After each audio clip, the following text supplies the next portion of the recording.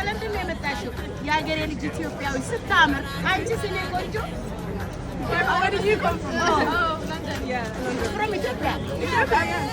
Yeah. Children, no problem. And where are you from, honey? Sri Lanka. Where are you from? Malaysia. በጣም ነው የማመሰግነው የሀገሮች ልጆች ፈልገውኝ ባንዲራውን በማየት ኢትዮጵያ ብለው መጡ ማለት ነው።